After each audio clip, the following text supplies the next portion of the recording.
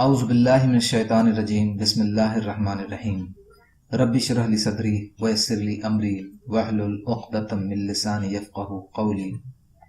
Ikram al-Muslim, Rights of Muslim. Hadith of the Prophet sallallahu alaihi wasallam. Zayd ibn Arqam radiallahu anhu narrates that Nabi sallallahu alaihi wasallam said, when a man makes a promise to his brother with the intention of fulfilling it, but could not do so and could not come at an appointed time, he is guilty of no sin. Abu Dawood. When a man makes a promise to his brother with the intention of fulfilling it, but could not do so and could not come at the appointed time, he is guilty of no sin. Abu Dawood. Abu Huraira radiallahu anhu narrates that Rasulullah sallallahu alaihi wasallam said, he who is counselled is trusted. He who is counselled is trusted. Tirmidhi. Note: one who is counselled should not disclose the secrets of one who sought his counsel, and also should give the most beneficial advice.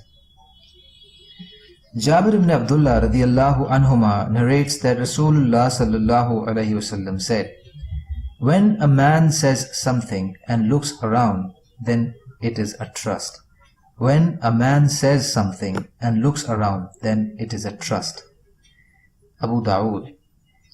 Note: this means that if a man talks to you and he does not tell you to keep it secret, but from his actions you feel that he does not want the matter to be disclosed to anyone, then this is a trust, meaning amana.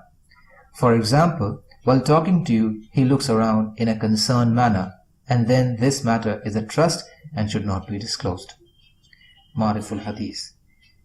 Abu Musa al-Ashari radiallahu anhu narrates that Rasulullah sallallahu alaihi wasallam said, undoubtedly, amongst the greatest sins in Allah's sight which a man commits, after the major sins which Allah has prohibited, is that a man should die in debt without making any arrangements for it to be paid off. Abu Dawood. Abu Huraira radiallahu anhu narrates that Nabi sallallahu alaihi wasallam said, a believer's soul is attached, preventing his entry to paradise, to his debt till it is paid. A believer's soul is attached, preventing his entry into paradise, to his debt till it is paid. Tirmizi. Abdullah ibn Amr ibn al-As radiallahu anhuma narrates that Rasulullah sallallahu alaihi wasallam said, every sin of a martyr is forgiven except his debt. Every sin of a martyr, meaning a shaheed, is forgiven except his debt. Muslim. Mohammed ibn Abdullah ibn Jahash radiallahu anhuma narrates that when we were sitting in a courtyard of a masjid where buyers used to be put, and Rasulullah sallallahu alaihi wasallam was also sitting in the midst of us, he raised his eyes to the sky and looked, and then lowering his eyes, he is putting his hand to his forehead, said, Subhanallah, glory be to Allah who is above all faults. Subhanallah, what a severe threat has descended. Muhammad ibn Abdullah radiallahu anhuma is said, we remained quiet that day and night, but we were not at ease to remain quiet. In the morning I asked Nabi sallallahu alaihi wasallam, what severe threat had descended, O Rasulullah? Nabi sallallahu alaihi wasallam said, it is about debts. I swear by him who is holding Muhammad's life in his hands, sallallahu alaihi wasallam. A man owing a debt were to be martyred in Allah's path, then become alive, be martyred again in Allah's path, then become alive, he would not enter paradise till his debt was paid. Musnad Ahmad. Salma ibn al-Aqwa radiallahu anha narrates, a buyer was brought and Rasulullah sallallahu alaihi wasallam was requested to offer the funeral salah. He asked, did the deceased owe anything to anyone? It was replied, he did not. So he led the funeral salah. Then another buyer was brought, and when Rasulullah sallallahu alaihi wasallam asked, did the deceased owe something to someone? And it was replied, he did. Rasulullah sallallahu alaihi wasallam said, offer the funeral salah for your companion. Abu Qatada radiallahu anhu said, I am responsible for his death. Thereupon, Nabi sallallahu alayhi wasallam led the funeral salah. Bukhari. Abu Huraira radiallahu anhu narrates that Nabi sallallahu alayhi wasallam said, if anyone borrows from others with an intention to pay it back, Allah will pay it back for him. And if anyone borrows with no intention to return it, Allah will destroy his property. Bukhari. Note: the meaning of Allah will pay it back for him, it implies that Allah will help the debtor to pay back his debt. If he could not pay back in his lifetime, Allah will pay on his behalf in the hereafter. Allah will destroy his property. It indicates that the squanderer would sustain a loss pertaining to his life and property because of his evil intention. Fathul Bari. Abdullah ibn Ja'far radiallahu anhuma narrates that Rasulullah sallallahu alayhi wasallam said, Allah is with the debtor till he pays back his debt, except that the debt was incurred for something disliked by Allah. Ibn Majah. Abu Huraira radiallahu anhu narrates that Nabi sallallahu alayhi wasallam borrowed a young camel and in return gave a better camel and said, the best amongst you are those who discharge their debt in a better manner. Muslim. Abdullah ibn Abi Rabi'a radiallahu anhu narrates that Nabi sallallahu alayhi wasallam borrowed 40,000 from me, and when revenue came in, he paid me back, saying, may Allah bless your family and your property. Verily, the reward for a loan is commendation and repayment. Verily, the reward for a loan is commendation and repayment. Nasai. Abu Huraira radiallahu anhu narrates that Rasulullah sallallahu alayhi wasallam said, if I had gold to the extent of Mount Uhud, I would not like to keep any of it more than 3 days, except what I put aside to repay a debt. Bukhari.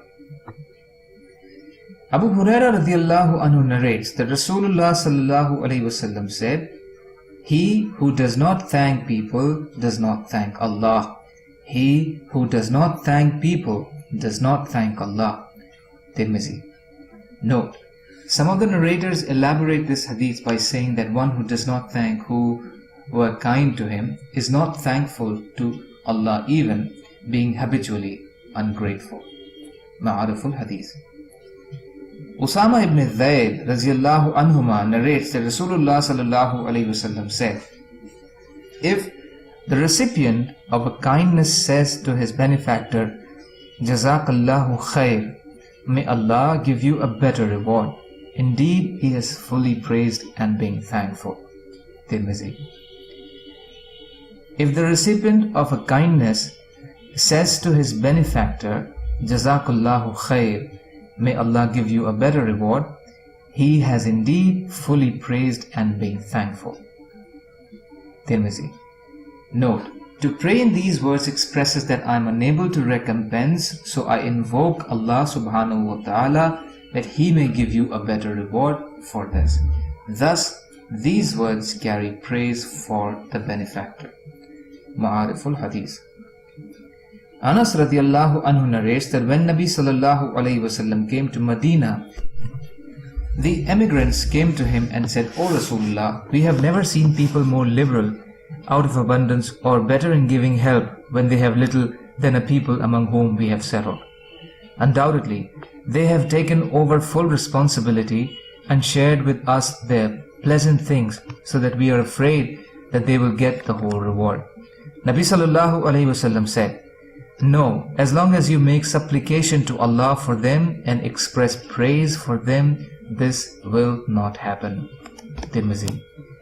Abu Huraira radiallahu anhu narrates that Rasulullah sallallahu alayhi wasallam said, if anyone is offered a gift of fragrant flowers, he must not refuse it, because it is light in weight and has a pleasant fragrance. Muslim. Meaning, if flowers which are of a little value are refused, it is feared that the presenter will think that it was not worthy of acceptance because of its low value, and so he will be offended. Ma'ariful Hadith. Abdullah ibn Umar radiallahu anhuma narrates that Rasulullah sallallahu alayhi wasallam said, "Three things should not be refused. Three things should not be refused: pillow, perfume, and milk." Pillow, perfume, and milk. Tirmizi. Abu Umama radiallahu anhu narrates that Nabi sallallahu alayhi wasallam said, "If anyone intercedes for his Muslim brother and that person gives him a gift for it, which he accepts, then undoubtedly he reaches a great door of the doors of usury." Abu Dawood. Note, this has been termed as usury because the intercessor gets a present in return for nothing. Mazahir Haq. Ibn Abbas radiallahu anhuma narrates that Rasulullah sallallahu alayhi wasallam said, "No Muslim who has two daughters and he treats them well as long as they live with him or he lives with them, except that these two daughters will cause him to enter into paradise." Ibn Hibban. Subhanallahi wa bihamdihi, subhanaka Allahumma wa bihamdika, ashhadu an la ilaha illa anta, astaghfiruka wa atubu ilayk. Subhanaka rabbil izzati amma yasifun, wa salamun alal mursaleen, walhamdulillahi rabbil alameen, birahmatika ya arhamar rahimin, la ilaha illallah Muhammadur Rasulullah.